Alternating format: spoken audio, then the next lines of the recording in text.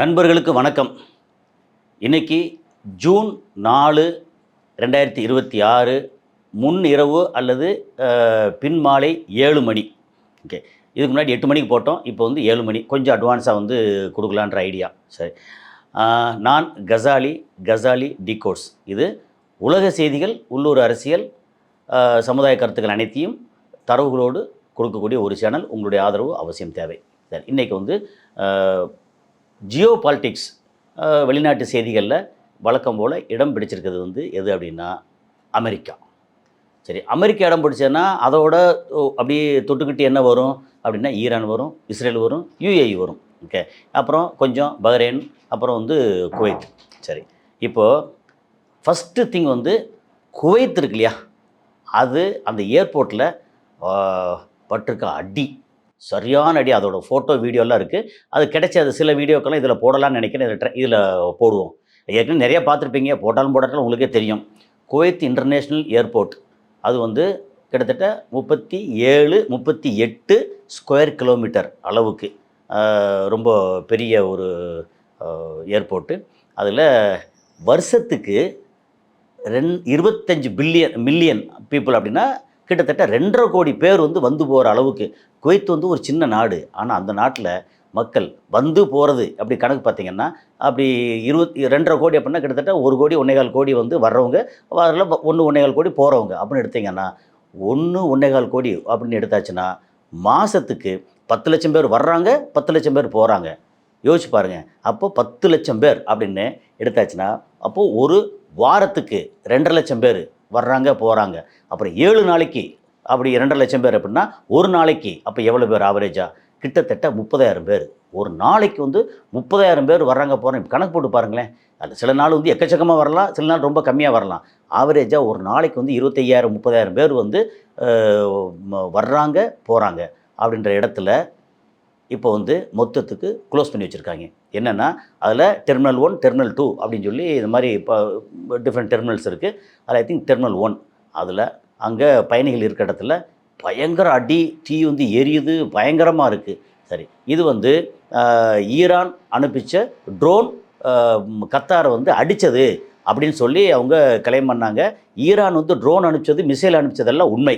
Okay, அப்புறம் late ஆக நேற்று வந்து பரபரப்பாக இந்த செய்தியெல்லாம் வந்திருக்கும், எல்லாம் பார்த்துருப்போம். ஆனால் இப்போ லேட் ஆக ஐஆர்ஐபி, அது போக ஐஆர்ஜிசி, அங்கே ஐஆர்ஐபிங்கிறது செய்தி சேனல். அந்த செய்தி சேனலில் ஐஆர்ஜிசி கொடுத்த ஸ்டேட்மெண்ட் என்ன அப்படின்னா, குவைத் ஏர்போர்ட்டை ஈரான் அடிக்கவில்லை. தகவல் புதுசாக இருக்கா? ஈரான் அடிக்கவில்லை. ஆனால் என்ன அடித்தது அப்படின்னா, நாங்கள் அனுப்பிச்சது வந்து அல் சலேம் ஏர்பேஸ், அங்கே குவைத்தில் இருக்கக்கூடிய அமெரிக்கன் பேஸு. ஆக்சுவலாக அமெரிக்காவோட நிரந்தர பேஸு அப்படி இல்லை, அது குவைத்தோட பேஸு. ஆனால் அமெரிக்கா வந்து அதை ஆக்குபை பண்ணி வச்சுருக்காங்க. அவங்களோட எல்லா விதமான ஆயுதங்கள், ஏர்கிராஃப்ட்டு, மிசைல் அதுன்னு எல்லாம் வச்சுருக்காங்க. ஓகே, அமெரிக்கா வந்து ஹேண்டில் பண்ணிகிட்ருக்காங்க அந்த அல் சலாம் ஏர்பேஸை. அந்த ஏர்பேஸ் மேலே தான் அடிக்கிறதுக்கு நாங்கள் மிசைல் அண்டு ட்ரோனை வந்து அனுப்பிச்சோம். எங்கள் ட்ரோனையோ மிசைலையோ இன்டர்செப்ட் பண்ணுறதுக்கு, எதிர்த்து அடிக்கிறதுக்கு அவங்க அனுப்பிச்ச பேட்ரியாட்டும் என்ன, அதுவும் ஒரு வகையான மிசைல் தானே. அதில் வந்து என்ன, அதோட தலையில் மிகப்பெரிய அளவுக்கு வெடிபொருள் இருக்காது, கொஞ்சமாக இருக்கலாம். ஏன்னா இதை போட்டு மோதி வெடிக்க வைக்கிறதுக்கு தேவைப்படுற வெடிபொருள் கொஞ்சமாக இருக்கலாம். ஆனால் இங்கே அடிக்கக்கூடிய அளவு வெடிபொருள், உதாரணத்துக்கு ஒரு 200 கிலோ வெடிபொருள் இருக்குது அப்படின்னா இதில் மேபி வந்து ஒரு 20-30 கிலோ வெடிபொருள் இருக்கலாம் அப்படிங்கிறது தான். அந்த டேட்டா வந்து கிடைக்கல. சரி, அது ஒரு உங்களுக்கு தெரிஞ்சவங்க யார் இருந்தாங்கன்னா பேட்ரியாட்டோட மிசைல் தலையில் எவ்வளோ வெடிபொருள் இருக்குது அப்படின்னு உங்களுக்கு தெரிஞ்சதுன்னா பின்னூட்டத்தில் போடுங்க. அதுபோக இது வந்து பேட்ரியாட் இருக்கு இல்லையா, அதை இன்டர்செப்ட் பண்ணுறதுக்கு, எதிர்த்து தாக்குறதுக்கு இவங்க கிளம்பி போன அந்த பேட்ரியாட் இதை வந்து டச் பண்ணாமல் திரும்ப நேராக வந்து குவைத்தோட ஏர்போர்ட்டில் விழுந்துருச்சு. அப்போது இந்த டேமேஜ் வந்து not because of drone, either drone nor missile. எது ஈரான் அனுப்பிச்சது எதுவும் கிடையாது. ஈரான் அனுப்பிச்சது அல் சலாம். ஆனால் இந்த ஏர்போர்ட்டை வந்து தாக்கி இந்த அளவுக்கு சேதப்படுத்தினது பேட்ரியாட்டோட மிசைல் அப்படின்னு சொல்லி அவங்க கொடுத்துருக்காங்க. ஏன்னா அவங்களுக்கும் தரவுகள் டேட்டா வந்திருக்கும் இல்லையா, அந்த டேட்டா பேசிஸில் என்ன எடுத்தோன்னே டக்குன்னு அவங்க சொல்லலை. அப்புறம் ரொம்ப லேட்டாக சொன்னாங்க. இதெல்லாம் வெயிட் பண்ணி பார்த்து என்ன நடந்திருக்குன்னு. ஏன்னா நேற்று காலையில் கிட்டத்தட்ட ஒரு 8 மணி 9 மணி சம்திங் அந்த ரேஞ்சில் வந்து ஏர்போர்ட்டு அடிபட்டது. இப்போது கிட்டத்தட்ட நேற்று மிட் நைட்டு தான் வந்து இந்த டீட்டெயில் வந்துச்சு, ஐஆர்ஐபியிலேருந்து டீட்டெயில் வந்துச்சு. அதை ஃபேக்ட் செக் பண்ணுறதுக்கு பார்த்தோன்னா அவங்க வந்து ஒத்துக்கறல. எப்படி நமக்கு இதில் வாஷிங்டன் அந்த இதாக இருக்கட்டும், நியூஸாக இருக்கட்டும், அல்லது அமெரிக்காவிலேருந்து வரக்கூடிய சிஎன்என்னாக இருக்கட்டும், அல்லது பிபிசி யூகேலேருந்து வரக்கூடியதாக இருக்கட்டும், எதுவாக இருந்தாலும் அவங்க வந்து இதை ஒத்துக்கறல. ஆனால் இது வந்து ஈரான் ரொம்ப ஸ்ட்ராங்காக ஆணித்தரமாக டீட்டெயிலோடு போட்டிருக்காங்க. நாங்கள் அனுப்பிச்சது இந்த ரூட்டில் இங்கே அனுப்பிச்சோம், அது வந்து அங்கே போய் அங்கே தாக்குச்சு, அது இன்டர்செப்ட் பண்ணாங்க, அங்கேயும் தாக்குச்சு. அதே நேரத்தில் அவங்க இங்கே மட்டும் அனுப்பலை, ஒரே நேரத்தில் குவைத்துக்கு அனுப்பிச்சிருக்காங்க மிசைல்ஸ் அண்டு ட்ரோனு. அதுக்கப்புறம் பஹ்ரைன் இருக்கு இல்லையா, அதோட 5th ஃப்ளீட் அப்படிங்கக்கூடிய ஒரு கப்பற்படை தளம் ஏற்கனவே அடித்து குமிச்சிருக்காங்க. திரும்பவும் அதை நோக்கி ட்ரோன் அண்டு மிசைல் அனுப்பிச்சிருக்காங்க. அதுபோக யுஏஇ நோக்கி அனுப்பிச்சிருக்காங்க. ஆனால் நேற்று குவைத்தோட ஏர்போர்ட் அடிபட்டதுனால இந்த யுஏஇக்கு மேலே அவங்க இன்டர்செப்ட் பண்ணிட்டாங்க. அதை வந்து எதிர்த்து தாக்கி மேலே கீழே விழாமல் மேலேயே வந்து உடைச்சிட்டாங்க, முடிஞ்சு போச்சு. ஆனால் அதே நேரத்தில் பஹ்ரைன் வந்து அதையும் இன்டர்செப்ட் பண்ணிட்டாங்க. அப்போ இன்டர்செப்ட் பண்ணுற அளவுக்கு அனுப்புகிறாங்க அப்படின்னா இப்போதைக்கு வந்து இது சாம்பிள் தான் அப்படின்னு அதையும் சொல்லியிருக்காங்க. இது வந்து நாங்கள் இப்போ அனுப்பிச்சது சாம்பிள் தான். அமெரிக்காவோட தளங்கள் எங்கெங்கே இருக்கோ அந்த நாடு பூரா எங்களுக்கு எதிரி. அந்த நாட்டோட தளங்களை பூரா நாங்கள் அடிப்போம்.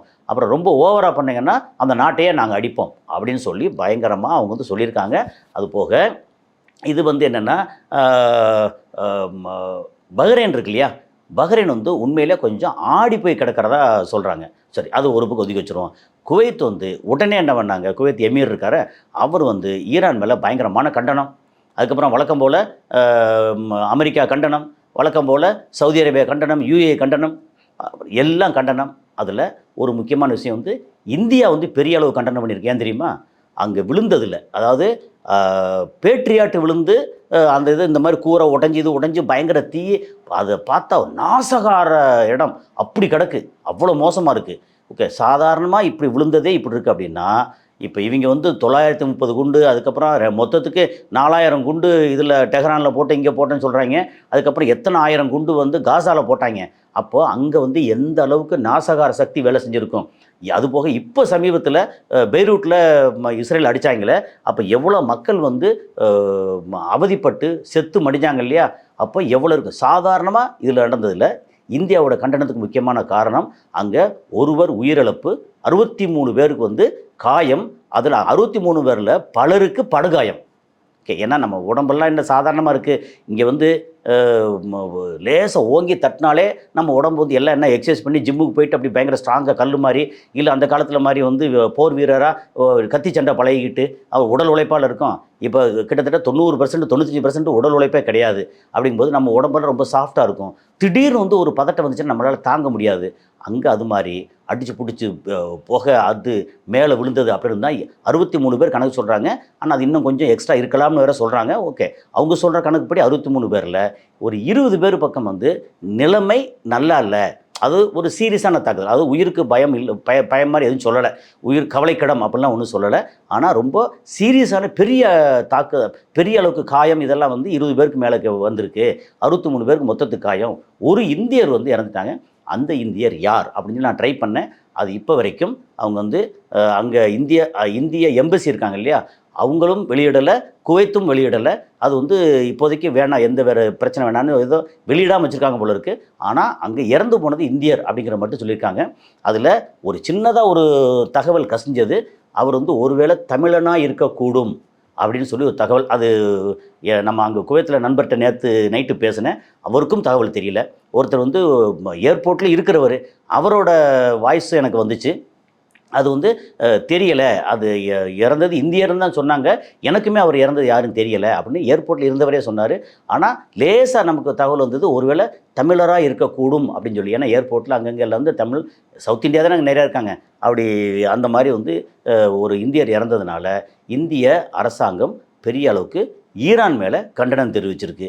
ஒருவேளை இப்போ ஈரான் சொன்ன மாதிரி பேட்ரியாட் வந்து அங்கே விழுந்துச்சுன்னா, அப்போ பேட்ரியாட்டு யாரோடது, அமெரிக்காவோடது. நீ ஒழுங்கான பேட்ரியாட்டு செய்யலை அப்படின்னா அமெரிக்கா மேலே கண்டனம் பண்ணுவாங்களா, அல்லது பேட்ரியாட்டு விடுறதுக்கு காரணமாக இருந்த ஈரான் வந்து ட்ரோன் அனுப்பிச்சாங்கல்ல, ஈரான் மேலே கண்டனம் பண்ணுவாங்க அப்படின்னு தெரியாது. எது எப்படி இருந்தாலும் அங்கே அரபு நாடுகளில் இன்றைக்கி கொதிநிலை உச்சகட்டத்துக்கு போய்கிட்டு இருக்கு அப்படிங்கிறது ஒரு முக்கியமான ஒரு செய்தி. இது வந்து நேற்றே எல்லாருக்கும் தெரிஞ்சதாக இருந்தால் கூட அதுக்கான உள்ள வந்து டீட்டெயில் வந்து சேகரிக்கிறதுக்கு ஒரு டைம் தேவைப்பட்டுச்சு. நம்ம வந்து பிரேக்கிங் நியூஸ் மாதிரி அவசரமாக போடலை. தேவைப்பட்டால் சில நேரம் பிரேக் நியூஸ் போடணும். ஆனால் இதில் வந்து உள்ளே என்ன நடக்குது, இந்தியர் யார், எத்தனை பேர், உண்மையிலே ஒருத்தர் தான் இறந்துருக்காரா அப்படின்னு நிறைய டீட்டெயில் வந்து அங்கே இருக்கிறவங்க அங்கே இங்கே நிறைய எடுத்து பார்த்தேன். அதில் பெருசாக வேறு தகவல் இல்லை. ஆனால் ஒன்று மட்டும் நிச்சயம், குவைத் ஏர்போர்ட் வந்து ஒரு போர்ஷன் வந்து நாசமாயிருச்சு. அப்புறம் இப்போதைக்கு மற்ற எல்லா ஃப்ளைட்டு எல்லாத்தையும் வந்து நிறுத்திட்டாங்க. வர மண்டே தான் வந்து திரும்ப வந்து அதை ரிசீவ் பண்ணுவாங்க, அதை திரும்ப வந்து துவங்குவாங்க. அதுக்கடையில் இது டேமேஜ் ஆனது இருக்கு இல்லையா, அது வந்து பல மில்லியன் டாலர் ஒர்த்து உள்ளது அப்படின்னு சொல்கிறாங்க. அதுபோக ஆப்ரேஷன்ஸ் இருக்கு இல்லையா, ஆப்ரேஷன்ஸ் வந்து முடங்கினாலே என்னாகும், அந்த நாட்டோட வருமானம் அது வந்து டூரிசத்தை வச்சு இல்லை, ஆனாலும் அதுக்கு வந்து வியாபாரத்துக்குன்னு வருவாங்கள்ல, அந்த இது எல்லாமே கொஞ்சம் நிறைய முடங்கி போய் கிடக்கு அப்படின்னாங்க. அதுபோக குவைத்திலிருந்து அங்கே லோக்கல் மக்கள் எப்படியும் வெளிநாட்டுக்கு பறந்து ஓடிட்டாங்களா, இந்த துபாயில் நிறைய பேர் வெளிநாட்டு போயிட்டாங்க அப்படின்னு கேள்விப்பட்டான். குவைத்திலேருந்து அப்படி போயிருக்காங்கன்னு கேட்டால் அப்படியெல்லாம் போகலை. அங்கே பொதுவாகவே அவங்க வந்து ஜூலை ஃபஸ்ட் வீக்கில் தான் நிறைய வந்து வெளியே போவாங்க. ஜூலை ஆகஸ்ட் 2 மாதம் அங்கே லோக்கல் வந்து பெரும்பாலும் அங்கே இருக்க மாட்டாங்க அப்படின்னாங்க. இப்போ சிலர் என்ன செய்வாங்கன்னா ஜூன் 10க்கு மேலேயே வந்து கிளம்பி வெளியே போயிடுவாங்க. இப்போ இந்த டைமில் பார்த்தீங்கன்னா வெளியில் எங்கேயும் போகிறதுக்கு வாய்ப்பு இல்லை. அதனால் வந்து ஒரு சவுதி அரேபியா போனால் அங்கேயும் வந்து ப்ரோன் ஏரியா தான், அதாவது war prone area. UAE, Saudi Arabia எங்கேயும் போக முடியாது. போகிறா இருந்தால் யூகே, அமெரிக்கா அப்படின்னு போகலாம். அதுக்கு எவ்வளோ பேர் போகிறா இருந்தாலும். ஆனால் பொதுவாக குவைத்தோட லோக்கல் மக்கள் ரொம்ப கொஞ்சம் தான் இருக்காங்க. அந்த மக்கள் அங்கே தான் இருக்காங்க, பெருசாக வந்து வெளியில் போகலை அப்படின்னு தகவல் கிடைச்சிது. அதே நேரத்தில் துபாய் அப்படின்னு எடுத்தாச்சுன்னா ஏகப்பட்ட லோக்கல் அரப்ஸ் வந்து வெளியில் இருக்காங்க. இப்போ அங்கே சண்டை பிரச்சனை வந்தாலும் எல்லாம் ஓடி போயிட்டாங்க அப்படின்ற அளவுக்கு வந்து தகவல் வந்தது. இது வந்து அரபு நாட்டு தகவல். சரி, இதுக்கப்புறம் வந்து நம்ம இன்னும் ஒரு தகவலை வந்து சொல்லிடுவோம். அமெரிக்காவில் என்னென்னா, அமெரிக்காவோட லோயர் ஹவுஸ், அப்பர் ஹவுஸ் ஒன்று இருக்குது, லோயர் ஹவுஸ் ஒன்று இருக்குது. அப்பர் ஹவுஸ் வந்து செனேட்டு, லோயர் ஹவுஸ் வந்து என்ன பேர் அப்படின்னா தி ஹவுஸ் ஆஃப் ரெப்ரசன்டேட்டிவ்ஸ் அப்படிங்கிறது. சரி, இப்போது ஹவுஸ் ஆஃப் ரெப்ரசன்டேட்டிவ் வந்து கிட்டத்தட்ட 435 உறுப்பினர்களை கொண்ட ஒரு லோயர் ஹவுஸ். அப்பர் ஹவுஸ் எடுத்திங்கன்னா 100 உறுப்பினர்கள். 100 உறுப்பினர்னா 50 மாகாணம் இருக்குது. அதில் ஒரு மாகாணத்துலேருந்து 2 ரெப்ரசன்டேட்டிவ், அப்போ மொத்தத்துக்கு 100. அதில் இப்போ ரிப்பப்ளிக்கன் ஆட்சியில் இருக்காங்கன்னா ரிப்பப்ளிக்கன் எவ்வளோ பேர் இருக்காங்க, ஏதாவது ஒரு மோஷன் அவங்க மேலே ஏதாவது நம்பிக்கை இல்லா தீர்மானம் இது கொண்டு வந்தால் 51 பேர் வந்து ஆதரிச்சிட்டாங்கன்னா தப்பிச்சிடும், 51 பேர் எதிர்த்துட்டாங்கன்னா தப்பிக்காது அப்படின்னு வந்துடும். இப்போ என்ன ஆகிப்போச்சு, லோயர் ஹவுஸ் ஏதாவது ஒரு விஷயம் நடக்கணும்னா லோயர் ஹவுஸ்லேயும் ஜெயிக்கணும், அப்பர் ஹவுஸ்லேயும் ஜெயிக்கணும் அப்படி. சரி, இப்போ வந்து லோயர் ஹவுஸில் என்ன நடந்திருக்குன்னா, ட்ரம்ப்பை கூப்பிட்டு தலையில் சம்மட்டி அடி ஓங்கி அடிச்சிருக்காங்க லோயர் ஹவுஸ். என்ன அப்படின்னா, ஈரான் போரை இனிமேல் நீங்கள் கையாளக்கூடாது. இது ஒரு சூப்பரில் முதல்ல அந்த ஈரான் போர் அங்கேருந்து நீ வந்து கிளம்பி வெளியே வா, இனிமேல் நீ இஷ்டத்துக்கு ஈரான் போருக்கு உனக்கு சம்மந்தமில்லை, கையாளக்கூடாது அப்படின்னு லோயர் ஹவுஸில் வந்து அவங்க இவர் மேலே இது போட்ட இது வந்து ஜெயிச்சிருச்சு. அதாவது ட்ரம்ப் வந்து தோத்துட்டார் அப்படிங்கிறது. சரி, இதில் ரொம்ப இன்னொரு முக்கியமான விஷயம் என்னென்னா, இப்போ லோயர் ஹவுஸுக்கு ட்ரம்ப்புக்கு எதிராக வாக்களிச்சிருப்பாங்கல்ல, அதில் 4 பேர் வந்து ட்ரம்ப்போட கட்சிக்காரங்க.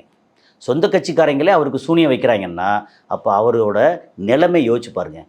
இப்போ இதுக்கு அப்புறம் தான் என்ன செய்யணும்னா, இது வந்து அப்படியே எடுத்துகிட்டு இனி அப்பர் ஹவுஸுக்கு, அது செனட்டுன்னு சொல்லுவாங்களே, அப்பர் ஹவுஸுக்கு போகணும். அந்த அப்பர் ஹவுஸ் வந்து 51 பேர் இல்லை இந்த மாதிரி இது சொல்கிறது கரெக்டு தான், இனிமேல் வந்து ஈரானோட இதை வந்து கையாளக்கூடாது அப்படின்னு ஸ்டாப் பண்ணணும் அப்படின்னு சொல்லியாச்சுன்னா வேறு வழியில் அவர் ஸ்டாப் பண்ணித்தான் ஆகணும் அப்படிங்கிற ஒரு இக்கட்டான சூழல்.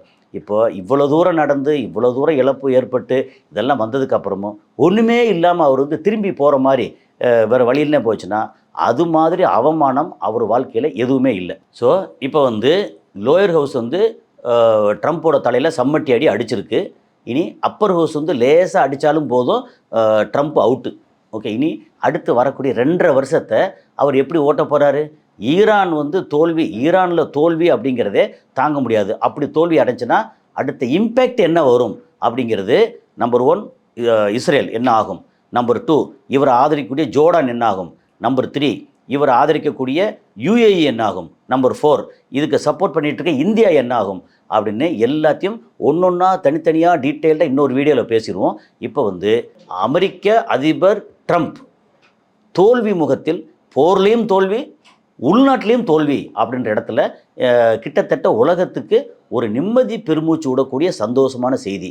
இதில் வந்து இன்னொரு முக்கியமான என்னென்னா, இப்போ அவர் அவசரமாக எடுத்து அணு ஆயுதத்தை அங்கே போட முடியுமா அப்படின்னா, நான் ஜஸ்ட்டு கொஞ்சம் நண்பர்கள்ட்ட கொஞ்சம் தெரிஞ்சுக்கிட்டு விசாரித்தேன். இந்த மாதிரி ஒரு லோயர் ஹவுஸில், ஹவுஸ் ஆஃப் ரெப்ரசன்டேட்டிவ்ஸ் அதில் தோற்றுருக்கிறதுனால அவர் இஷ்டத்துக்கு அணு ஆயுதத்தை பிரயோகப்படுத்த முடியாது, இங்கே ஒப்புதல் வாங்காமல் பிரயோகப்படுத்த முடியாது அப்படின்னு வேற சொல்கிறாங்க. அது எந்த அளவுக்கு வந்து நடக்கும் தெரியாது.